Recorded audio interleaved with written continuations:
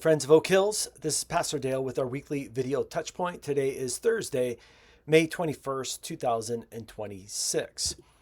For our Points to Ponder article, I'm thinking ahead to the sermon this Sunday that will be on Genesis 36.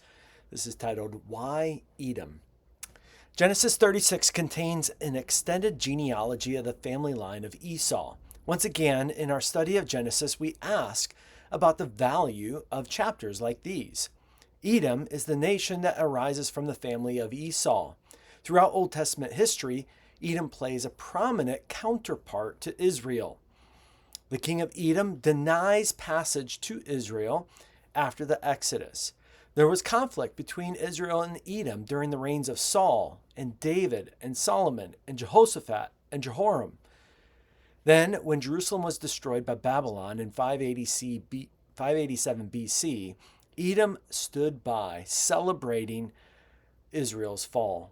One of the reasons for the genealogy in Genesis 36 is for the reader to be familiar with this people group who ends up being in conflict with Israel throughout the Old Testament. A harder question is, what is God's plan for Esau and his descendants, the Edomites? Today, for our time together, I just want to draw your attention to the minor prophet Obadiah, the shortest book in the Old Testament.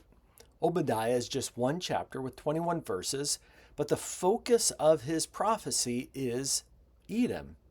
It is dated shortly after the fall of Jerusalem in 587 BC.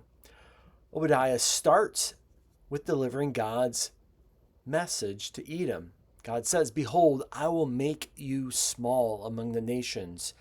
You shall be utterly despised." Verse 2. This is a general statement of judgment against the nation. We can ask why God would judge the nation like this. The answer is given immediately in verse 3. The pride of your heart has deceived you. Pride is the great sin of the human heart. Edom fell into this pride, thinking they were immune to the world powers attacking them. They operated as if they had no need for God. Pride was not the only sin of Edom, however. Verses 10 to 14 describe Edom's antagonistic posture to Israel during the Babylonian captivity. God calls it violence done to your brother in verse 10. This teaches us that celebrating the harm done to another is just as evil as causing the harm ourselves. Edom is called to not gloat over the day of your brother and not rejoice over the people of Judah in verse 12. The Edomites were happy to see the destruction of Judah. This does not please God.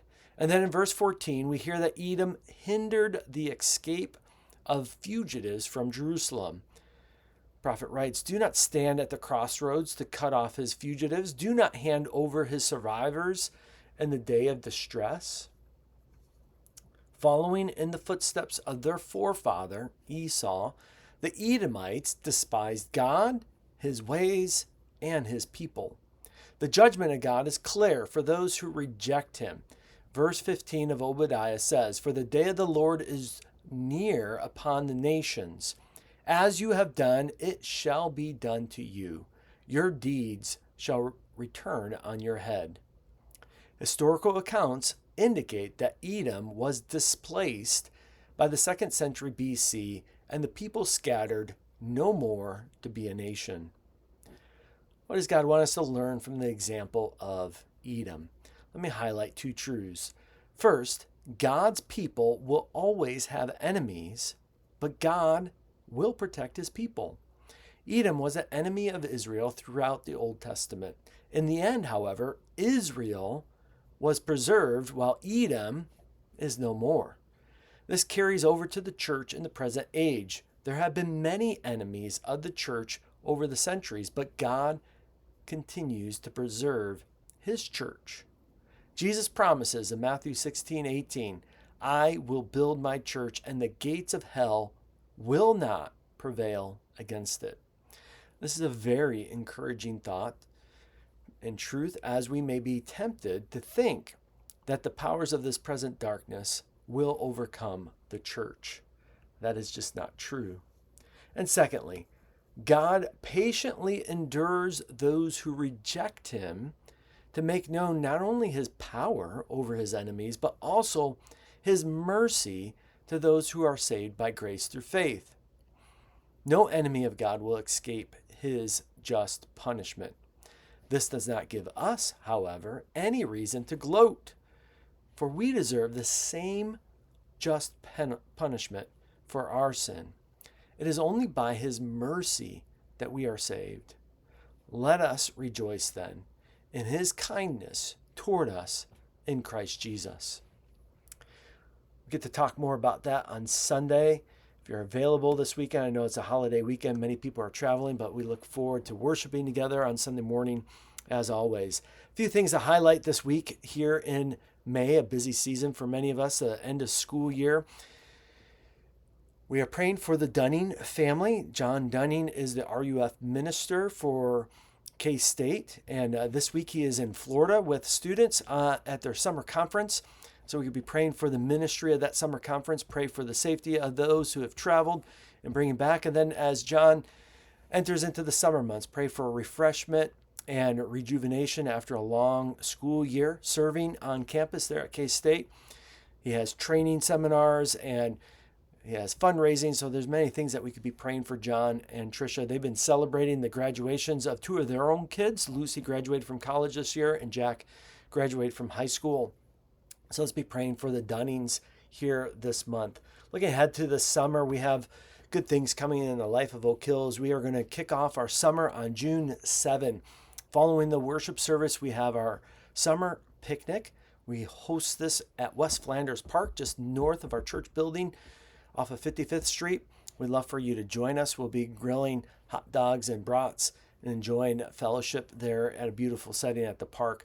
We are hosting Joyplosion, our annual vacation Bible school, at the end of June, June 30th through July 2nd, Tuesday, Wednesday, Thursday evenings.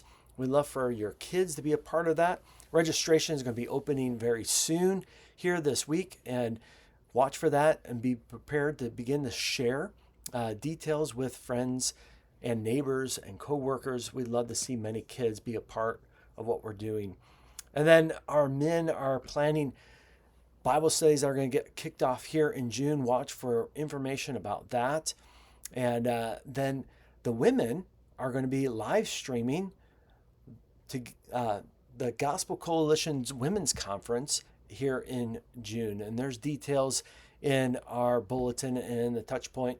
So there's opportunities both for men and women to get plugged in, to spend time with one another, grow in your relationship with God and with others here at the church.